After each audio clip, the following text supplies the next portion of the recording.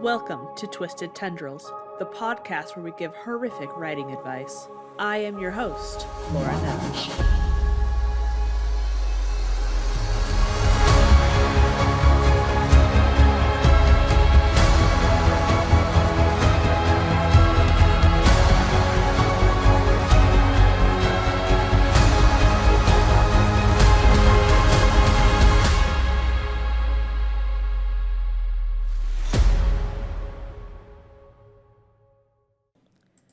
Welcome to Twisted Tendrils, horrific writing advice. This is episode 4, Fear of the Unknown. What is it? Why would you want it in your stories? And how can you achieve it? Let's explore and discuss it together. If you have any further thoughts after, please send them to me on Twitter at LauraNettles4. Now, let's get started. To quote H.P. Lovecraft, the oldest and strongest emotion of mankind is fear. And the oldest and strongest kind of fear is fear of the unknown. Or, as R. Nicholas Carlton says about fear of the unknown, one fear to rule them all, one fear to find them, one fear to bring them all, and in the black box bind them. According to Healthline.com, the psychological term for fear of the unknown is xenophobia. Today, the word has evolved to mean the fear of strangers or foreigners, but its original meaning is much broader. It includes anything or anyone that's unfamiliar or unknown. I think in many cases, a lack of predictability and a lack of control are the main causes. Today, we're going to be delving into the broader definition, the fear of anything unfamiliar or unknown. From the inhuman, unknowable entities outside the limited scope the human mind can comprehend, to the more traditional fears based off of not knowing if something, like a spider or ghost, is poisonous or harmful, or how it will react to being near you. There are many variations of fear of the unknown. The fear of not being able to predict the future can bring a lot of anxiety to both real humans and fictional characters. Okay. But why would you want to bring fear of the unknown in any variety into your writing? Isn't that cliche? No. It's effective if done right. But how do you do that? Make the fear of your character specific to them and their life experience. Sure, it may be a common fear like the fear of heights, but does it stem from a childhood accident or driving along a cliff edge without a guardrail for miles? Is the fear of the unknown, not knowing if they will fall and be maimed, a constant potential nagging on their mind? I suggest making it constantly affect the character's life. Don't just put it into the story in a scene or two to make them more dramatic, then never bring it up again. It should affect the character's thought processes, decisions, and reactions ever since the incident that caused the fear. Or was it a fear that grew gradually? With the fear of heights, the main character might choose to drive somewhere instead of fly. Avoid high heels even, if it's extreme. Avoid hiking on mountains, even if a cute girl invites them. It should not just come up when the character has a breakdown when stranded on a high beam by the villain, and then disappear again for the rest of the story.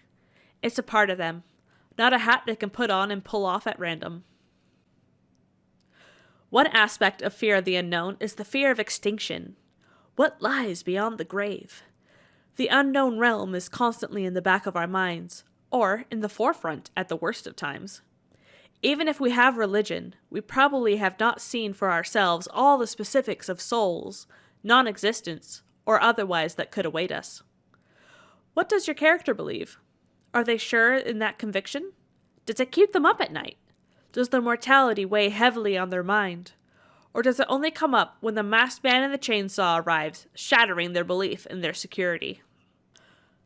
A lot of books start with a mini novel at the beginning, a showcase of how the fictional world works, but condensed to show the main character in their element. Think Indiana Jones getting the idol in the beginning of Raiders of the Lost Ark. The Hoth sequence in The Empire Strikes Back. Saving Han Solo in Return of the Jedi. By doing this, we see the normal stakes our characters deal with. School bullying, trying to get a date, an evil empire constantly tracking them down to kill them. Show how the main character deals with these current fears in normal circumstances. Then, through conflict throughout your book, you can raise the stakes exacerbate the fears, introduce new terrors, and make your character rise to the challenge through it all. Or succumb to their flaws and fear of change like many real humans do. One device I've seen in some movies, like the original Halloween, is having a horror movie playing on the TV in the background, causing the characters to have mortality and danger on their mind. Since we are not working with a visual medium, maybe the main character is reading a scary book or comic that puts them on edge, causing them to see parallels between the situation and the story and their own. In horror, bringing up the possibility of death early on is a desirable technique. This puts it in the reader or watcher's mind as a possible consequence from the get-go. Shows the stakes. Even if it's just a slight, but still possible outcome, it can help with the tone and atmosphere of a horror story. Thins the plot armor a touch. Your character is not indestructible, infallible, and flawless. They have fears, hates, needs, and wants. Even Indiana Jones is afraid of snakes. Giving a character fear gives them humanity we can connect with, even if the character is not completely human. The fewer fears the characters have, the less sympathetic they are to the plights of others. If they have too many, though, they will find it too hard to function and move the plot along. As with most things, there is a spectrum. A huge aspect of the fear of the unknown is the inability to predict the future. Some monsters ratchet up this fear by acting inconsistently. If you've ever seen the Japanese movie Dark Water, you'll know what I mean. The spirit of the little girl shows up in the elevator, but not every time. I'm on the edge of my seat every time those doors open, wondering, is she there? Are the characters safe this time? Is that stupid lunchbox going to show up again and freak me out? The major rules of haunting are not broken, but give enough wiggle room for the ghost to be inconsistent in its activities to throw us off and keep us guessing. Let's analyze a scenario. Your main character is in a haunted house. Are they experts that can identify what types of supernatural creatures and beings are at first glance? Do they know which ones are malevolent? How to get away from them? How to ward and protect their loved ones against the dangers? No? Then their palms may be sweating, heartbeat pounding in their ears as they go from room to room with a finicky flashlight whose batteries are about to die, swinging it sharply around corners, peering into the living room, analyzing darkness for any sign of terrifying movement that could be a cat or a wraith. On the flip side, if your main character is competent and does know all these things, something else must be tormenting them on top of their surroundings. A fear of not knowing if their captured loved one is still alive in the basement they are fighting their way to. A fear of not knowing if that loved one has been turned already, cursed to never taste eternal rest. Otherwise, it's just another day at the office. Maybe the mini-story at the beginning of the book, but not the great heart-pounding climax the reader or audience desires, needs, craves. Fear can give a character purpose and drive, or be the obstacle to overcome and grow. Static characters like the traditional Sherlock Holmes do not seem to have character-defining fears to be overcome. They may feel scared in the moment of uncertainty, but the fear does not help define their character. I think this makes it harder to connect with the character and sympathize with them, slip into their shoes and feel as they do. So, how do you invoke the fear of the unknown in your own writing? Before you start drafting, come up with a list of what your character fears. In my middle grade horror novel, Jimmy, the main character, fears being buried alive, being forgotten, and the basement. The basement fear I capitalize on in the first book.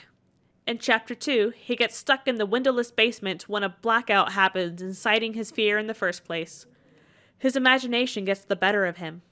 The darker-than-black shapes morph into his plant lady neighbor, and a bubbling cauldron so big he could fit in it and drown. Both approach steadily, cackling and bubbling, getting so close he can hear and smell them, until at the last moment, his mother opens the door. He topples backwards into safety, emotionally scarred. The fear comes up multiple times with him avoiding his own basement, even just to fetch tape. Later on, he must move through this fear of basements to save his sister and the family cat from the vile clutches of a monster in another basement. He grows. It takes multiple attempts and a lot of bravery stemming from love, but he does it. His love of family and fear of how he will live with himself if he fails motivates him past his fear of not even trying. Let's go back to the idea of inhuman characters. Eldritch beings from space do not have human fears. Their minds are beyond our understanding and concepts of right and wrong. Some vampires or mythical creatures like sphinxes, who were never human to begin with, do not have our morals. Cryptids with human intelligence or higher have different priorities than us. They may function in more than the two modes of eat and reproduce. They may prioritize creating order out of chaos, or entering pre-space age places to bring their advanced technology for the betterment of the lives of others. We will never be able to comprehend their true motives and thought processes unless the story is told from the point of view of one of these beings. Staying in the mind of a human protagonist keeps us guessing and nervous of the other's true intentions. However, if something is scaring a non-human character, it may be a fun POV to explore. What could scare something that could wipe us out in an instant and has a lifespan of centuries? Dual point of view of one human character and one inhuman character could be a great way to explore and contrast moralities, priorities, and fears. Are they afraid of each other? Have a common unknown enemy?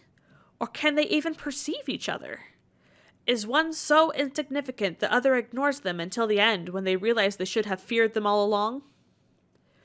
All in all, I think fear of the unknown is an amazing thing to have in your story. Use it to add stakes for your characters and make them more relatable. Thin their plot armor, maybe even removing it entirely by the end.